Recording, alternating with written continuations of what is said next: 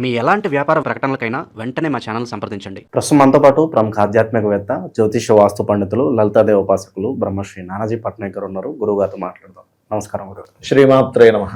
గురుగారు, మే నెల ఓవరాల్గా కుంభరాశి వాళ్ళకి ఎలాంటి అదృష్టం రాబోతుంది ఈ మాసం? వీళ్ళు ఎలాంటి జాగ్రత్తలు తీసుకుంటే ఈ మాసం వీళ్ళకి కలిసి వస్తుంది అంటారు? మే నెలలో మనం గనక గ్రహస్థితులు చూసుకుంటే వీళ్ళకి 2వ స్థానంలో శని.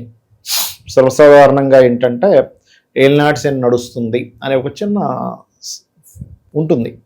కానీ నేను ఒకటే చెప్తాను, ప్రతి జాతకుడికి ఒక 60 ఏళ్ళు పైబడి బతికాడు అంటే 3 సార్లు వస్తుందండి ఏలినాటి శని.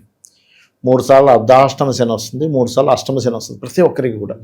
నువ్వు ఏలినాటి శనిలో మొత్తం మనిషి ఎందుకు పనికి రాకుండా పోయేటట్టయితే భూమి మీద ఉన్న ప్రతి ఒక్కటి ఎందుకు పనికి రాకుండా పోవాలి, అవునా కదా? మరి కొంతమంది బాగానే ఉన్నారుగా. 12 రాసుల్లో వీడు ఖచ్చితంగా 3 సార్లు వచ్చే ఉంటుంది కదా. కాబట్టి నేను అనేది ఒకటే, ఏలినాటి శని కేవలం మీకు శ్రమనిస్తుంది అంతే, లేట్ చేస్తుంది. ఎందుకు? అది కూడా శని ఏదో చేయడం కాదు. శాస్త్రాలు ఏం చెప్తున్నాయంటే గ్రహాలు ఫలితాలు ఇవ్వడం కాదు, గ్రహాలు ఫలితాలను సూచిస్తాయి. కర్మ వల్ల మనం ఫలితం అనుభవిస్తాం, మనం చేసుకున్న కర్మ వల్ల. మనం పూర్వజంలో ఎవరిని ఏదో చేసాం, ఆ కర్మ ఇంకో రూపంలో మనకు వస్తుంది. కాబట్టి మన కర్మల్ని మార్చుకునే ప్రక్రియ మన మైండ్లోకి రావాలి. ఓకే, ఇలా ఉంది కదా, ఇలా ఉంది కదా. ఇది ఇప్పుడు వీళ్ళకి ఏంటంటే 2వ స్థానంలో శని ఉన్నాడు. ఇది ఎక్కడున్నాడు? ధనస్థానం మీద ఉన్నాడు. దాంతోపాటు కుజుడు కూడా కలిసి ఉన్నాడు. వీళ్ళిద్దరూ 12వ తేదీ వరకు కుజుడు కలిసి ఉంటాడు. 12వ తేదీకి మేషంలోకి వెళ్ళిపోతాడు శని. అంటే 12th తర్వాత వీళ్ళకి కొంచెం రిలీఫ్ అనేటువంటిది వస్తుంది. అయితే ఈ మిగతా గ్రహాల యొక్క స్థితిగతులను బట్టి ఈ మే మాసం ఎలా ఉండబోతుంది ఏమిటనేటువంటి విషయాలు చెప్తుంది నేనైనప్పటికీ చెప్పిస్తుంది సాక్షాత్ లలితా అమ్మవారిగా భావిస్తూ, ఆ లలితాంబిక అమ్మవారి యొక్క అనుగ్రహం పరిపూర్ణంగా కలగాలని మనస్ఫూర్తి కోరుకుంటూ, మే తర్వాత కొంత ఫైనాన్షియల్ ఇంప్రూవ్మెంట్స్ కలుగుతాయి. కాకపోతే మే 12 తర్వాత నుంచి 3లో కుజుడు వెళ్తున్నందుకు అది పరాక్రమ స్థానము, అన్నదమ్ముల స్థానం కాబట్టి కొంచెం ధైర్యం పెరుగుతుంది. అన్నదమ్ములు, అక్కచెల్లెలు వరుస వాళ్ళతో, లేకపోతే మీరు జనరల్గా మీరు మాట్లాడుకునేటప్పుడు అది కొంచెం జాగ్రత్తగా చూసుకొని మాట్లాడాలి. అదేవిధంగా కుంభం వారికి మే 14వ తేదీ నుంచి రవి బుధులు ఇద్దరూ కూడా 4వ స్థానంలోకి వెళ్తున్నారు. ఎప్పుడైతే 4వ భావంలోకి వెళ్తున్నారో, ఈ 4వ స్థానం అనేటువంటిది ఏదైతే ఉందో పర్టికులర్గా ఇది ప్రాపర్టీ హౌస్ అంటారు దీన్ని.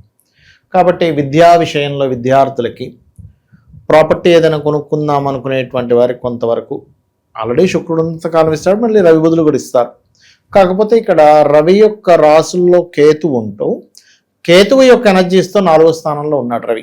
అంటే ఏమిటి? ప్రాపర్టీ కొనుక్కునే యోగాన్ని ఇస్తాడు. ఇప్పుడు ప్రాపర్టీలో ఇరుక్కోవాలంటే ఏంటంటే ఫస్ట్ కొనుక్కున్నాడు ఇరుక్కుంటాడు, ఇంట్లో కూర్చున్నాడు ఇరుక్కోడు. ఇప్పుడు మీరు ఉన్నారు, ఏ ప్రాపర్టీ కొనాలనుకోలేదు, ఏ వెహికల్ కొనుక్కోవాలనుకోలేదు అనుకోండి, మీరు ఇరుక్కునేది ఏముంటుంది అక్కడ?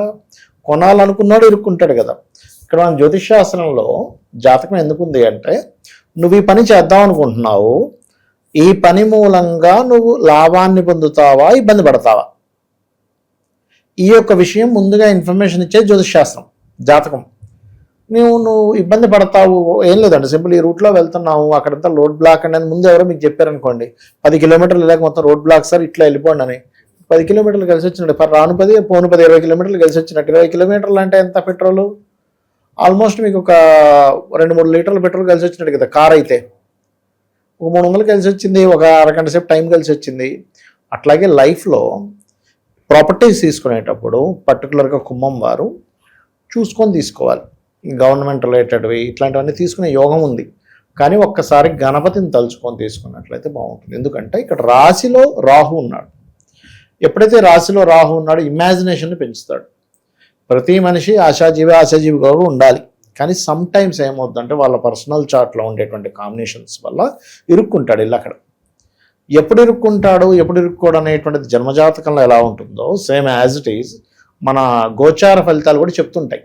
గోచార ఫలితాలు ఏంటంటే ప్రస్తుతం మార్కెట్ ఇలా ఉంది, ఇప్పుడు మీరు ఉన్నారు, మీరు బాగా హైలో ఉన్నప్పుడు గోల్డ్ కొనంటే మీరు ఏమంటారు? బాబు ఇప్పుడు తగ్గుతుందేమో డౌట్గా ఉంది, ఇప్పుడు కొన్నా, ఎందుకు కొన్నా అంటారు. మీరు కొన్నప్పుడు 180లో ఉన్నప్పుడు కొనగానే 160లోకి వచ్చింది, ఎందుకంటే కొన్నాం అనవసరంగా, వేస్ట్ అయిపోయింది కదా. అంటే మార్కెట్ ఎట్లా ఉంది అనే బేస్ మీద మనం ఏదైనా ఒక వస్తువుని కొంటాం కదా. అట్లాగే 4000లో రవి బుధులు ఉండడం చాలా మంచిది, కానీ కేతు ఎనర్జీస్తో ఉన్నందుకు కొనేటప్పుడు చూసుకొని కొనాలి. పంచమంలో శుక్రబుధులు ఎప్పటి నుంచి? మే 14వ తేదీ నుంచి మే 14 వరకు శుక్రుడు ఉంటాడు అక్కడ.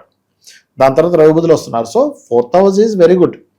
కానీ ఎప్పుడైతే శుక్ర గురువులు పంచమంలో కలుస్తున్నారో ఈ నెలలో ఆల్మోస్ట్ 14 తర్వాత సంతానం కోసం ప్రయత్నం చేసేవాళ్ళు, అందులో ముఖ్యంగా రెండో సంతానం కోసం ప్రయత్నం చేసేటువంటి వారికి చాలా చాలా బాగుంటుంది అని చెప్పొచ్చు. మనం ఒకటే సంతానం ఉందంటే రెండో సంతానం వస్తుందా లేదా అంటే టెన్షన్ పడుతూ ఉంటారు, వాళ్ళకి చాలా బాగుంటుంది. కానీ ఇక్కడ ఏంటంటే ఈ ఎప్పుడైతే సప్తమంలో కేతు ఉన్నాడో వివాహం విషయంలో కొంచెం జాగ్రత్తగా ఉండాలి. పార్ట్నర్స్ని ఎంపిక చేసుకునే విషయం అనుకోండి, వివాహ జీవిత భాగస్వామిని ఎంపిక చేసుకునే విషయంలో అనుకోండి చాలా జాగ్రత్తగా ఉండాలి. వీళ్ళకి అష్టమాధిపతి రవితో వెళ్తున్నందుకు తాతగారి ఆస్తి విషయంలో లేదా ఇన్సూరెన్సెస్ మూలంగా కలిసి రావడము, ఓకే, కొద్దిగా వీళ్ళకి అవగాహన ఉంది అంటే షేర్ మార్కెట్ మీద పూర్తి అవగాహన ఉండి ఎంతో ఎక్స్పీరియన్సెస్ ఉండి కొంతవరకు వీళ్ళు జాగ్రత్తగా ఉన్న డబ్బుల్లో సొంత డబ్బులతో కొంత చేసుకొని నేను బాగుపడతాను అని కొద్దిగా ఏమాత్రం ఉన్నా వీళ్ళకి కొంచెం ఛాన్స్ ఉంటుంది. అష్టమంలో 2 శుభగ్రహాలు ఉన్నందుకు, అష్టమాధిపతి కేంద్రంలో ఉన్నందుకు బుధుడితో కలిసి పంచమాధిపతి, ఇది ఒక యోగం ఇస్తుంది ఇక్కడ. అలాగే చూసుకుంటే గనక ఇక్కడ జాబ్ సంబంధించిన విషయంలో 10th లార్డ్ ఓన్ హౌస్లో ఉన్నాడు కాబట్టి రవి జాబ్ రిలేటెడ్ సంబంధించిన విషయంలో కొంచెం అగ్రెసివ్ నిర్ణయాలు తీసుకుంటారు. ఎందుకంటే అగ్రెసివ్ హౌస్లో ఉన్నాడు వెళ్ళి కుజుడెళ్ళి, కాబట్టి ఇటువంటివి కొద్దిగా ఇక్కడి నుంచి మారిపోయి వేరే చోటకి వెళ్దాము. ఖచ్చితంగా మీరు మంచివాడు వాడారు. ఎందుకంటే 3వ స్థానం అంటేనే మార్పు అండి, మార్పు. అది కూడా ఏంటి, కోపంతో వచ్చిన మార్పు. మరి ఏమన్నా మిస్ఫైర్ అవుతుందంటారా మార్పు ఏదన్నా? కొంచెం ఛాన్స్ ఉంది, బట్ డోంట్ వరీ, ఏం కాదు. అంటే నేను అనేది ఏంటంటే ఇప్పుడు మార్పు వల్ల 3 విషయాలు జరుగుతాయండి ఎప్పుడు కూడా మనిషికి. మంచి జరగడం, లేదా చెడు జరగడం, లేదా ఫస్ట్ మంచి జరిగి తర్వాత చెడు జరగడం, లేదా ఫస్ట్ చెడు జరిగి తర్వాత మంచి జరగడం, ఇట్లాంటివి జరుగుతాయి. ఎందుకు మారేంటారు అని కొంచెం సఫర్ అయిన తర్వాత ఇది జరగడం. దీనివల్ల స్టార్టింగ్లో కొంత స్ట్రెస్ అయ్యి తర్వాత బాగుంటుంది అనేటువంటిది ఒక క్లారిటీ ఇస్తుంది ఇక్కడ. అయితే ఎంతైనా కూడా వీళ్ళకి పంచమ స్థానంలో 2 శుభగ్రహాలు ఉన్నాయి కాబట్టి ఉపాసన చేయడానికి చాలా మంచిది. ఎవరైనా ప్రపోజ్ చేయడము అండ్ మంచి ఫ్రెండ్స్ తోడవడము, కొత్త ఫ్రెండ్స్ వీళ్ళకి క్రియేట్ అవ్వడం, ఇవన్నీ కూడా జరుగుతాయి ఈ సమయంలో. బట్ ఉద్యోగ సంబంధించిన విషయంలో మరింత బాగుండాలంటే లక్ష్మీ నరసింహస్వామి ఆరాధన, దత్తాత్రేయుడి యొక్క ఆరాధన చేస్తే చాలా మంచిది. వీళ్ళకి కొంచెం ఇన్వెస్ట్మెంట్స్ కూడా 12 తర్వాత చేసే ఇన్వెస్ట్మెంట్స్, 12వ తేదీ తర్వాత చేసే ఇన్వెస్ట్మెంట్స్ వల్ల కొంత లాభం అయితే ఖచ్చితంగా ఉంది. కొంచెం బీపీ లెవెల్స్ ఎక్కువగా ఉన్నవారు కొంచెం జాగ్రత్తగా ఉండాలి 2-3 వారాల్లో.